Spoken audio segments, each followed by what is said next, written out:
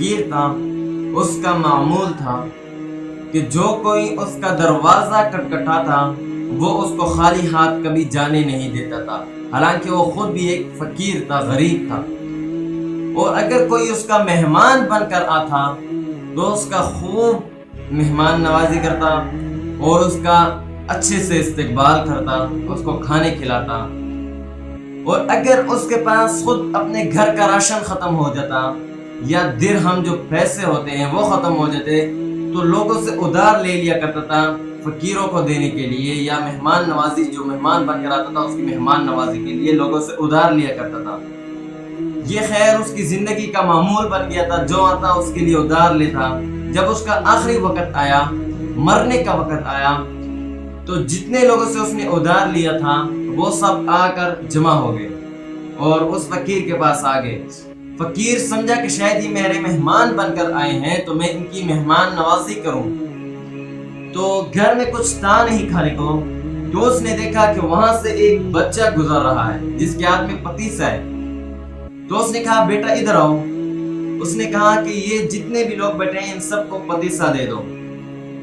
تو وہ بچہ پتیسا دے دیا اور وہ بڑا خوش ہو گیا بچہ کہ میں صبح سے لے کر شام تک پتیسا بیچتا رہتا تھا، میں بڑا تھک جاتا، آج تو اللہ نے بہت اچھا کیا کہ ایک بندے نے ساری پتیسا میرے سے بچوا دی۔ اچھا لوگوں نے پتیسے کہے تو وہ بچہ آیا فقیر کے پاس کہ بابا جی پیسے، تو فقیر نے جواب نہیں دیا۔ تو پھر دوسری بار تھوڑی دیر بعد بولا بابا جی پیسے، تو اس فقیر نے کہا بیٹا آپ ادھر بیٹھ جاؤ تو میں آپ کو پیسے دیتا ہوں۔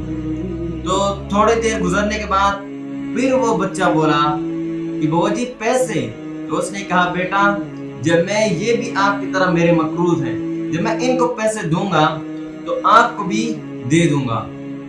تھوڑی دیر بعد ٹائم گزرا تو بچہ رونے لگا، تو وہ کہنے لگا کہ میری ماں میرے لیے پتیسا بنا کر دیا کرتی تھی جو میں اس کو صبح سے لے کر شام تک اس کو بیچتا اور پھر شام گھر جا کر یہ پیسے امی کو دیتا جس سے ہمارے گھر کا چولہا جلتا تھا، لیکن آج اگر آپ پیسے نہیں دیں گے تو ہمارے گھر میں فاقہ ہوگا، ہمارے گھر میں چولہا کیسے جلے گا۔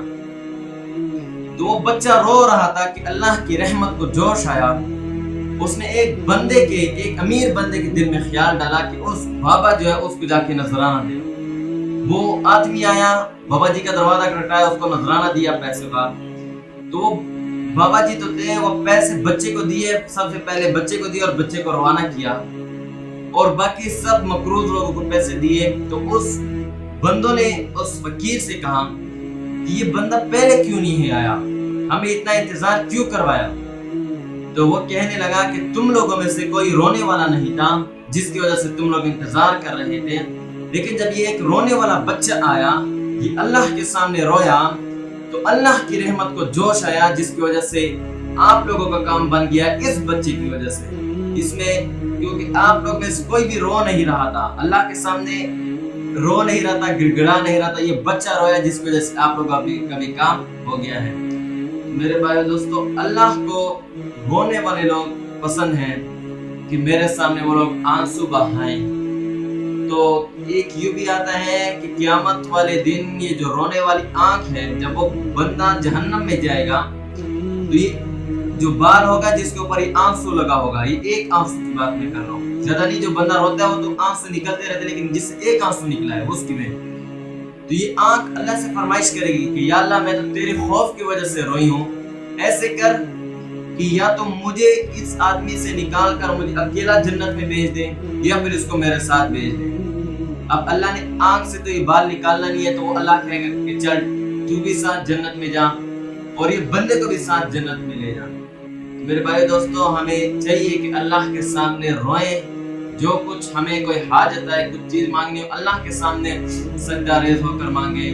یہ جو مخلوق ہے یہ ٹھیک ہے، کسی افسر سے آپ کو کوئی کام ہے اس سے بات کرو، لیکن جانے سے پہلے آپ اللہ سے دعا کرو کہ یا اللہ تو میرا یہ کام کر دے۔ تو میرے بھائی دوستو، اللہ رب العزت سے دعا ہے کہ جو کچھ سنایا اس پر عمل کرنے کی توفیق عطا فرمائے، اور ہمیں مرنے سے پہلے مرنے کی تیاری نصیب فرمائے۔